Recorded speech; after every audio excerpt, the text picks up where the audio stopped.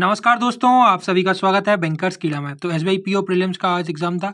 इसकी first shift हम लोग देखेंगे कि कौन कौन से आंसर्स रहने वाले हैं और कौन कौन से क्वेश्चंस में पूछे गए थे। ठीक है, क्वेश्चन विद आंसर्स मैं आपको यहाँ पर बताने वाला हूँ। सबसे पहले हम लोग यहाँ पर देख लेते हैं कि सेव अटेम्प्ट क्या रहने वाले हैं। ठीक है, तो अगर हम इंग्लिश की बात करें तो जो आपके गुड अटेम्प्ट है वो 25 से 29 बहुत सारे लोगों ने किए हुए हैं। तो एक एवरेज मैं यहाँ पर डिटेल आपके सामने रख रहा हूँ। ठीक है, फिर अगर हम मैथ की बात करें तो 18 से 24 यहाँ पर बहुत सारे लोगों ने अटेम्प्ट किए हुए हैं। तो ये गुड अटेम्प्ट में और सेव अटेम्प्ट में हम लोग इनको कैरी करके चल सकते हैं। ठीक है, फिर अगर रीजनिंग की बात करें तो रीजनिंग में 24 से लेकर 28 इसमें अच्छी खासी अटेम्प्ट हुए हैं लोगों के, और ज़्यादा भी किए हैं कई लोगों ने। बट जो आइडियल अटेम्प्ट है वो मैं आपको यहाँ पर बता रहा हूँ। अगर हम टोटल की बात करें, टोटल कितने रहने चाहिए, तो टोटल आपके अगर यहाँ पर 67 से 75 के बीच में अटेम्प्ट हुए हैं तो ये गुड अटेम्प्ट माने गए हैं। अगर हम इंग्लिश की बात करें तो इंग्लिश ईजी था। बहुत सारे लोग बोल रहे हैं कि ईजी था, मतलब अगर हम देखें मोर और लेस तो इजी साइड ही ये था। मैथ में हम लोगों को मॉडरेट क्वेश्चन देखने को मिले हैं, इसलिए आप लोगों को दिख रहा है कि यहाँ पर जो अटेम्प्ट है वो भी लोगों के यहाँ पर गिरे हुए हैं। और अगर हम रीजनिंग की बात करें तो रीजनिंग में कुछ पार्ट इजी था और कुछ कुछ जो क्वेश्चन थे वो थोड़े से मॉडरेट लेवल के भी थे, तो इसको हम नेग्लिजिबल नहीं कर सकते। इसलिए इसमें जो अटेम्प्ट हुए हैं वो बैलेंसिंग अप्रोच में लेके हुए हैं। ठीक है, हम बात कर लेते हैं आंसर्स की कि कौन कौन से क्वेश्चंस के क्या क्या आंसर थे। तो जो इंग्लिश में पैराजम्बल पूछा गया था उसका जो आंसर था वो DCFAVE। ठीक है, ये वाला करेक्ट सिक्वेंस था। अगर आप लोगों ने ऐसा ही सिक्वेंस बनाया है तो ये आपका सही है। फिर उसमें सिनोनिम्स पूछे गए थे, तो सिनोनिम्स क्या क्या है, स्टॉल है एंड ग्रेम है। ठीक है, ये इसके सिनोनिम्स है। और एक अपोजिट वर्ड भी पूछा गया था। अपोजिट वर्ड क्या है, तो इसका अपोजिट वर्ड का जो आंसर बनेगा वो ग्रिम्बलिंग बनेगा। ठीक है, अब अगर हम बात करें सिटिंग अरेंजमेंट की, जो सर्कल की क्वेश्चन था उसमें कितने मेंबर थे, तो उसमें 7 मेंबर थे। और जो सिटिंग अरेंजमेंट लाइन वाले में जो कितने मेंबर थे, तो उसमें 14 मेंबर थे। बाकी क्वाड्रेटिक इक्वेशन के 3 क्वेश्चन आए थे। और अरिथमेटिक में 12 क्वेश्चन, DI बार प्लस टेबल में 5th क्वेश्चन, पाई चार्ट एक पूछा गया था टाउन और पॉपुलेशन के बेसिस पर, जिसमें कि 5 क्वेश्चन पूछे गए थे।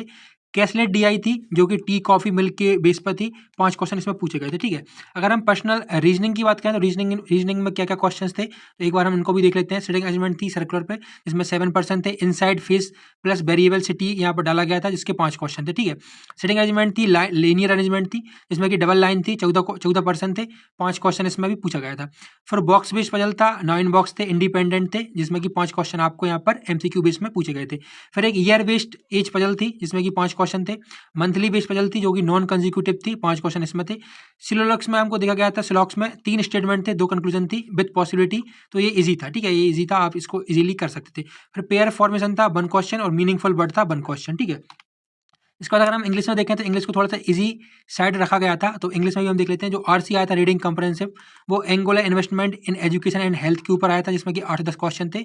सिनोनिम्स मैंने आपको बता दिया ऑलरेडी कि स्टाइल एंड ग्रेम इसका आंसर था। पैराजम्बल में 6 स्टेटमेंट थे, कॉफी ऑरेंज जूस थीम पर 5 क्वेश्चन इसके थे। ठीक है, बाकी sentence rearrangement 3 to 5 question, error finding single line वाले 5 से 6 क्वेश्चन, वर्ड यूजेस 3 क्वेश्चन जो कि गेट और काउंसिल इसका कुछ वर्ड यूज थे।